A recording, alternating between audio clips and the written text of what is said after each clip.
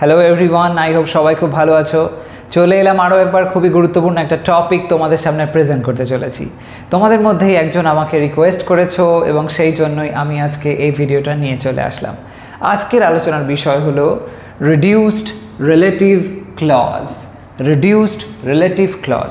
তো এই reduced relative clause বোঝার আগে একটুখানি ব্রিফলি বলে দিই রিলেটিভ ক্লজ কাকে বলে। রিলেটিভ ক্লজ হচ্ছে সেই ক্লজগুলো যে ক্লজে আমরা দেখতে পাই প্রধানত এই সমস্ত লিঙ্কার আসে, যেমন ধরো হু, হুইচ, হোয়ার, তারপর হুম, হুজ, তারপরে দ্যাট ইত্যাদি ধরনের সব লিঙ্কারগুলো ব্যবহার হয়ে এমন একটা সেন্স নিয়ে আসে যার মাধ্যমে এই ক্লজগুলো অ্যাডজেক্টিভের মতন বিহেভ করে। অ্যাডজেক্টিভের মতন কোনো একটা সেন্টেন্সের নাউনকে, বিশেষ করে প্রিন্সিপাল ক্লজে থাকা নাউনটিকে নিয়ে সে বলে। তো এই রকম সেন্সে আমরা রিলেটিভ ক্লজের ব্যবহার হতে দেখতে পাই। এই যে রিলেটিভ ক্লজ আছে, এমন অনেক লাইন লেখা হয় যে লাইনের মধ্যে আমরা রিলেটিভ ক্লজটাকে দেখতে পাই, সেটাকে বাদ দিয়েও, অর্থাৎ ওই লিঙ্কার অংশটিকে বাদ দিয়েও বা লিঙ্কারের সঙ্গে যুক্ত আরও কিছু আনুষঙ্গিক অংশগুলোকে বাদ দিয়েও আমরা অর্থটাকে দাঁড় করাতে পারি। তখন আর সেটা যদিও কমপ্লেক্স সেন্টেন্সের ফরম্যাট হয় না, কিন্তু তা সত্ত্বেও সেই ধরনের সেন্সটা আমরা দৈনন্দিন জীবনে ইউজ করে থাকি, যখন কথা বলছি, যখন লিখছি ইত্যাদি রকম ক্ষেত্রে।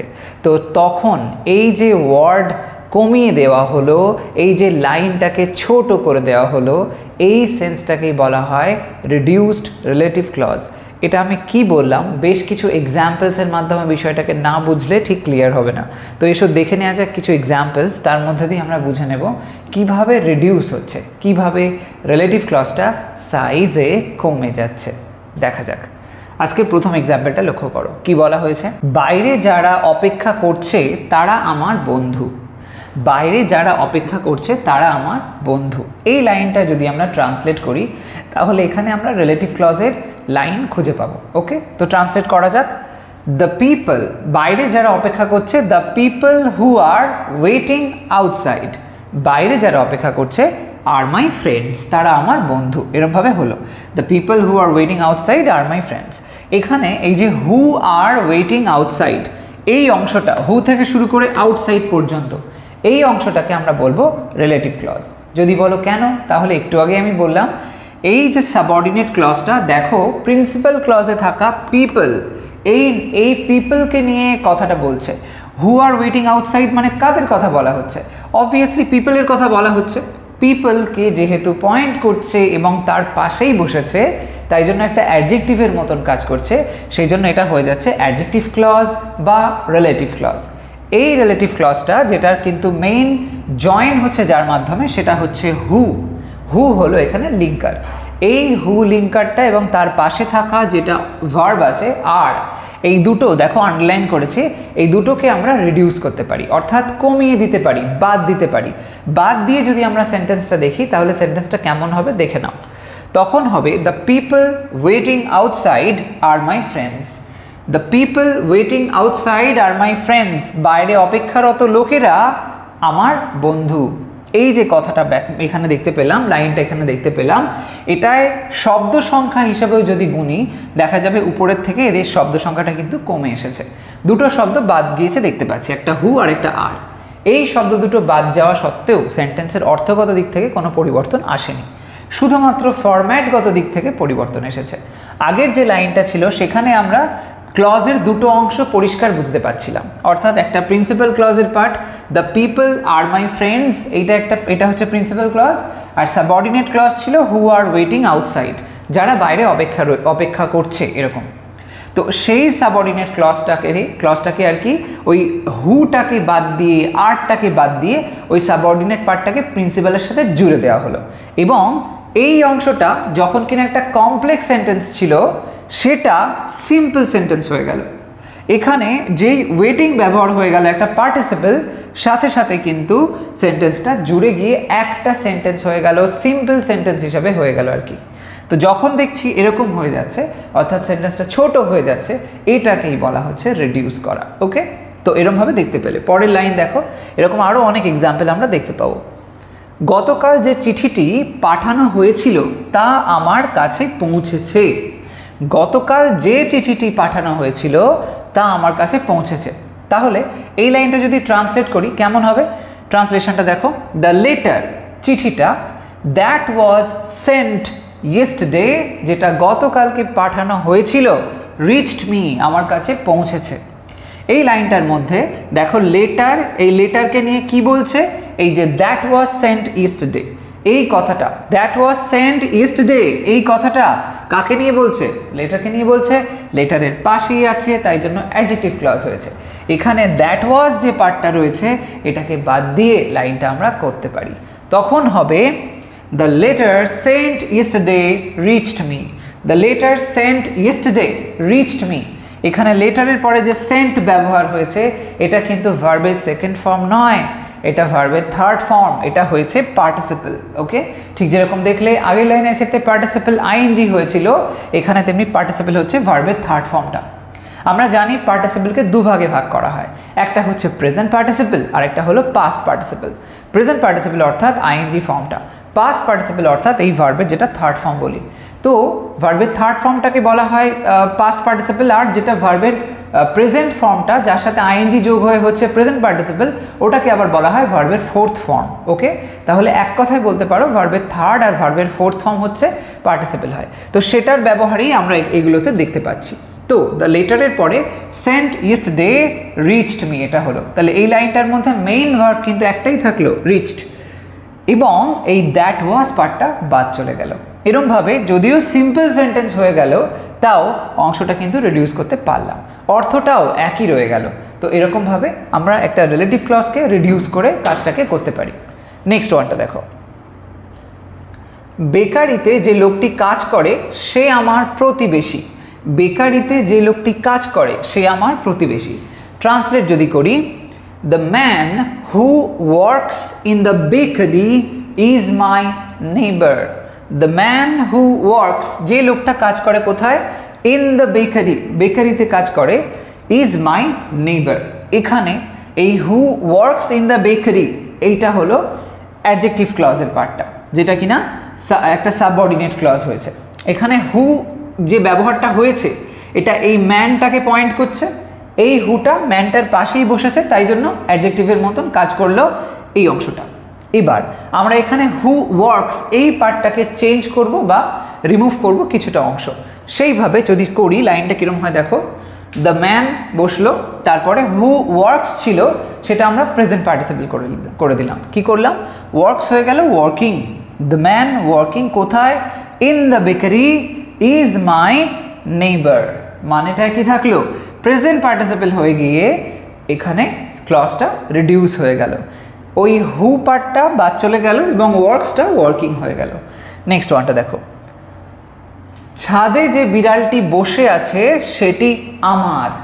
ছাদে যে বিড়ালটি বসে আছে সেটি আমার, এটাকে ট্রান্সলেট করা যাক, দ্য ক্যাট, বিড়ালটা, that is sitting on the roof, যেটা ছাদে বসে আছে, ইজ মাইন, হলো আমার। এখানে দ্য ক্যাট ইজ মাইন এই পার্টটা হলো principal clause, that is sitting on the roof এটা হচ্ছে subordinate clause. That is sitting on the roof কাকে নিয়ে কথা বলছে? ক্যাটকে নিয়ে বলছে। ক্যাটের পাশেই দ্যাট বসেছে, তাই জন্য এটা অ্যাডজেক্টিভ ক্লজ হয়েছে। এবার এখানে দ্যাট ইজ পার্টটাকে আমরা বাদ দিতে পারি, দিলে লাইনটা হবে এরকম, the cat sitting on the roof is mine. The cat sitting on the roof is mine. এখানে আরও একবার পার্টিসিপল হয়ে গেল, আর মেইন ভার্ব হিসাবে ব্যবহার হচ্ছে ইজ, অর্থাৎ একটাই সেন্টেন্সে ভার্ব থাকলো। The cat sitting on the roof is mine, এটা হয়ে গেল সিম্পল সেন্টেন্স, আগে ছিল কমপ্লেক্স সেন্টেন্স, যেরকমটা এর আগেরগুলোতে দেখলে। নেক্সট এক্সাম্পলটা দেখো, আমার বন্ধু যে চিত্রটি তৈরি করেছে তা সুন্দর। আমার বন্ধু যে চিত্রটি তৈরি করেছে তা সুন্দর। ট্রান্সলেট করলে হবে, the painting that was created by my friend is beautiful. The painting, এই দ্য পেইন্টিং থেকে শুরু করলাম, এখান থেকে এই পার্টটা, এবং এখানে ইজ বিউটিফুল এইটা হলো principal clause. The painting is beautiful, মাঝখানে রয়েছে রিলেটিভ ক্লজ বা adjective clause, that was created by my friend এইটা হলো রিলেটিভ ক্লজ। এখানে দ্যাট ওয়াজ, এই দ্যাট অংশটা কাকে পয়েন্ট করছে? পেইন্টিংকে পয়েন্ট করছে। তার পাশেই বসেছে, তো অ্যাডজেক্টিভের মতন কাজ করলো কারণ নাউনকে নিয়ে বললো, সেই সেন্সে এটা হয়ে গেছে একটা রিলেটিভ ক্লজ। এবার যদি আমরা এটাকে রিডিউস করি, দ্যাট ওয়াজ পার্টটাকে বাদ দিয়ে দিই, লাইনটা হবে the painting created by my friend is beautiful. পেন্টিংটা যেটা আমার বন্ধুর দ্বারা সৃষ্ট হয়েছে সেটা খুব সুন্দর বা সেটা সুন্দর। তাহলে এখানে ক্রিয়েটেডটা হলো ভার্বের থার্ড ফর্ম, যেটা এখানে পাস্ট পার্টিসিপল হয়েছে, সেই সেন্সে অ্যাডজেক্টিভের মতন কাজ করছে। তো painting created by my friend, এখানে ক্রিয়েটেড আর ভার্ব থাকলো না, এটা অ্যাডজেক্টিভের মতন কাজ করলো, আর এখানে ইজ হয়ে গেল মেইন ভার্ব। মনে রাখবে যখনই আমি বলছি পার্টিসিপল হয়ে যাচ্ছে তার মানে সেটা অ্যাডজেক্টিভের মতন কাজ করছে, আইএনজি বা ভার্বের থার্ড ফর্ম। ওকে, নেক্সট ওয়ানটা দেখো, আজ সকালে যে ফুলগুলি তোলা হয়েছে তা তাজা। আজ সকালে যে ফুলগুলি তোলা হয়েছে তা তাজা। ট্রান্সলেট করলে হবে the flowers that were picked this morning are fresh. The flowers that were picked, যেটা তোলা হয়েছিল এই সকালবেলাতে, সেটা এখন বর্তমানে ফ্রেশ আছে, তাই জন্য দুরকম টেন্সের ব্যবহারও তো এখানে দেখতে পাচ্ছ। যাই হোক, এখানে যে দ্যাট ওয়ার পার্টটা, এই অংশটাকে আমরা রিডিউস হতে দেখব। That were picked this morning, যেটা এটা হচ্ছে আমার এখানে অ্যাডজেক্টিভ ক্লজ বা বলতে পারো রিলেটিভ ক্লজ। এখানে এই যে দ্যাট ওয়ার পিকড, এখানে দ্যাটের ব্যাপারটা কাকে পয়েন্ট করছে? ফ্লাওয়ার্সকে পয়েন্ট করছে। তো এবার এটা আমরা রিডিউস করলে লাইনটা কীরকম হয় দেখো, the flowers picked this morning are fresh. সকালে, এই সকালে যে ফ্লাওয়ারগুলোকে তোলা হলো সেগুলো হচ্ছে ফ্রেশ। ওকে, এরকমভাবে তাহলে এখানে দেখতে পেলাম পিকড ব্যবহার হয়ে গেল, অর্থাৎ দ্যাট ওয়ার বাদ গিয়ে এই পিকডটা থাকলো, যেটা হয়ে যাচ্ছে এখানে ভার্বের থার্ড ফর্ম, সেই সেন্সে অ্যাডজেক্টিভের মতন কাজ করছে, পার্টিসিপল হয়ে যাচ্ছে, আর মেইন ভার্ব হয়ে যাচ্ছে এটা, আর একটা ভার্ব হয়ে যাচ্ছে। নেক্সট ওয়ান দেখো, লেখক যে বইটি লিখেছেন তা একটি বেস্ট সেলার, মানে সব থেকে বেশি বিক্রি হয়েছে, খুব লোকজনের কাছে খুব ফেভারিট, এরকম সেন্সে। লেখক যে বইটি লিখেছেন তা একটি বেস্ট সেলার। ট্রান্সলেট করলে হবে the book which was written by the author is a best seller. The book which was written by the author, যেটা অথরের দ্বারা লেখা হয়েছিল, is a best seller। এখানে দ্য বুক, এই বুককে নিয়ে বলছে which was written by the author, এই পার্টটা, তো এই অংশটা সাবঅর্ডিনেট ক্লজ, অথর পর্যন্ত, which থেকে অথর অবধি, এবং এটা এই বুককে নিয়ে বলছে, তো অ্যাডজেক্টিভের মতন কাজ করলো। এবং দেখতে পাচ্ছি which, যেটা বইটাকে পয়েন্ট করছে, ওর পাশেই বসেছে। এবং এখানে প্রিন্সিপাল ক্লজের যে পার্টটা, যে the book is a best seller, এই অংশটাকে আমরা দেখতে পেলাম ওর মধ্যে আগে যেরকম হয়েছে সেরকমভাবেই এই ক্লজটার মাঝখানে সাবঅর্ডিনেট ক্লজটা প্রবেশ করেছে। এখানে আমরা হুইচ ওয়াজটাকে বাদ দিয়ে রিডিউস করব, তখন বিষয়টা হবে এরকম, the book written by the author is a best seller. The book written by the author is a best seller. এখানে রিটেন অ্যাডজেক্টিভের মতন কাজ করছে ভার্বের থার্ড ফর্ম ব্যবহার হয়ে, এবং মেইন ভার্ব হয়ে যাচ্ছে ইজ। তাহলে ক্লজটা রিডিউস হয়ে গেল, এবং এটা বলতে পারো আর কমপ্লেক্স সেন্টেন্সে থাকলো না, সিম্পল সেন্টেন্সের ফরম্যাট হয়ে গেল। নেক্সট ওয়ান, যে বাড়িতে আমি বড় হয়েছি সেটি খুব পুরানো। যে বাড়িতে আমি বড় হয়েছি সেটি খুব পুরানো। ট্রান্সলেট করলে হবে the house where I grew up is very old. The house where I grew up is very old, এই যে ওয়্যার আই গ্রিউ আপ, এই অংশটা হচ্ছে সাবঅর্ডিনেট ক্লজ। প্রিন্সিপাল ক্লজ কোনটা? The house is very old, এই অংশটা principal clause. এখানে where হাউসকে নিয়ে বলছে, আমরা এই ওয়্যারটাকে রিমুভ করে দিয়ে লাইনটাকে লিখতে পারি, তখন কীরকম হবে? The house I grew up in is very old. The house I grew up in is very old. এবার এখানে একটা টুইস্ট আছে, এতক্ষণ পর্যন্ত যে লাইনগুলো দেখেছো সেখানে দেখেছো আমরা যে ওয়েতে ওখানে রিডিউস করেছিলাম, সেখানে যে সমস্ত লিঙ্কারগুলোকে বাদ দিয়ে, লিঙ্কারের অংশগুলোকে বাদ দিয়ে আমরা করছিলাম, সেখানে সেন্টেন্সের মধ্যে ভার্ব থাকছিল কিন্তু একটা, পার্টিসিপল ব্যবহার হয়ে যাচ্ছিল, অর্থাৎ কমপ্লেক্স থেকে সিম্পল হয়ে যাচ্ছিল। এখানে কমপ্লেক্স থেকে কিন্তু সিম্পল হচ্ছে না, এই ধরনের সেন্টেন্সের ফরম্যাটটা একটু ডিফারেন্ট। এখানে দেখতে পাওয়া যাচ্ছে এই ওয়্যার সেন্সটা রয়েছে, ফিল করা যাচ্ছে, কিন্তু লেখার সময় ইউজ না করেও লাইনটাকে বলা যেতে পারে, ওয়্যার সেন্সটাকে উজ্জ্ব রাখা হয়েছে।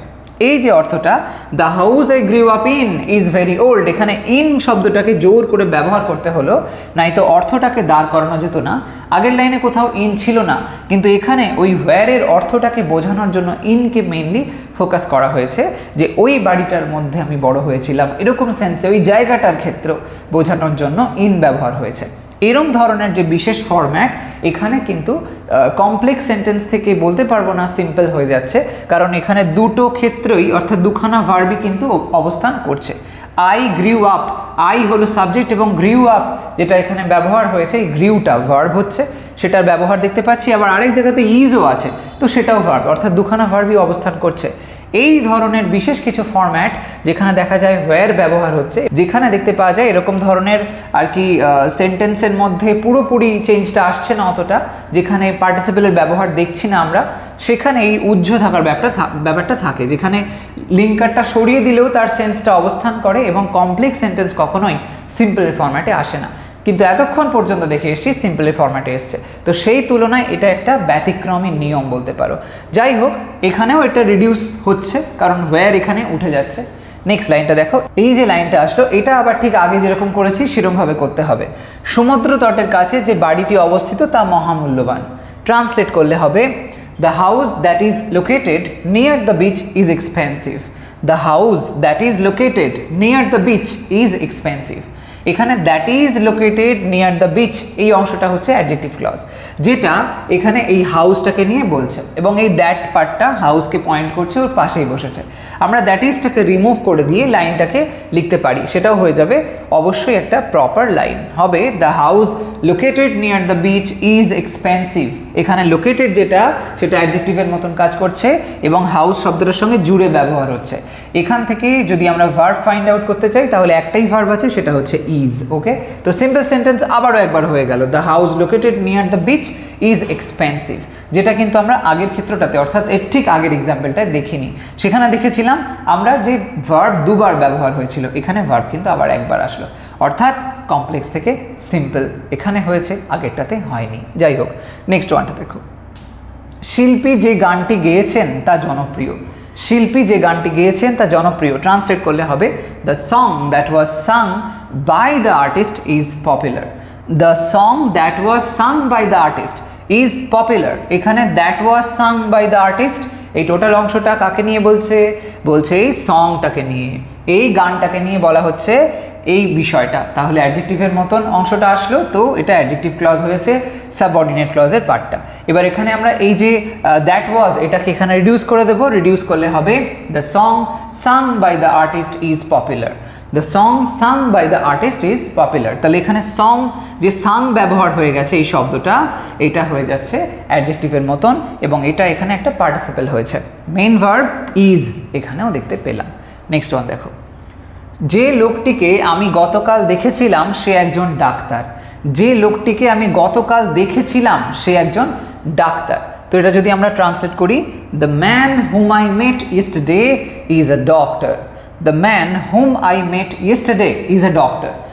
এখানে যে হুম আই মেট ইয়েস্টারডে এই অংশটা অ্যাডজেক্টিভের মতন ব্যবহার হচ্ছে, কারণ এই পার্টটা ম্যানটাকে নিয়ে বলছে, তো হুম যেটা ম্যানকে পয়েন্ট করছে ওর পাশেই বসেছে। অ্যাজ ইউজুয়াল যেরকম হচ্ছে সেম ওয়েতে এখানে আমরা হুমটাকে রিডিউস করে দেবো এবং সেখানে একটু আগে যেরকম দেখলাম যে কমপ্লেক্স সেন্টেন্সের ফরম্যাটটা চেঞ্জ হয়ে সিম্পল হয় না, একটা দুটো ক্ষেত্র এরকম আছে, এটা সেরকমই একটা ক্ষেত্র, যেখানে আমরা যদি এটাকে বাদ দিই লাইনটা হবে the man I met yesterday is a doctor. এখানে দুবার ভার্ব থাকছে, তো এখানে মেট যেটা এসেছে এটা এখানে ভার্ব হিসেবে কাজ করছে, তো মেট আর এদিকে ইজ। যাই হোক, এখানে দেখতে পেলাম ঠিক একটু আগে যেরকম দেখেছিলাম সেরকম ধরনের, যে এই শুধুমাত্র ডব্লিউএইচ ওয়ার্ডটা বাদ গেল, বাকি কনস্ট্রাকশনটা সেম থাকলো। তো সিম্পল সেন্টেন্স তো হয়নি, হুয়ের এই হুমের যে সেন্সটা সেটা রয়ে গেছে, হুমের একটা অর্থ বা একটা উপস্থিতি আমরা অনুভব করতে পারছি, কিন্তু তবুও লাইনটাকে আমরা বলতে পারি এরকমভাবে বললে একটা প্রপার লাইন হয় এবং সেখানে লিঙ্কারটাকে বাদ দিয়ে অর্থটা দাঁড় করানো যায়। ওকে, নেক্সট ওয়ানটা দেখো, নেক্সট ওয়ানটা দেখো, সেটাও ঠিক আগেরটারই মতন।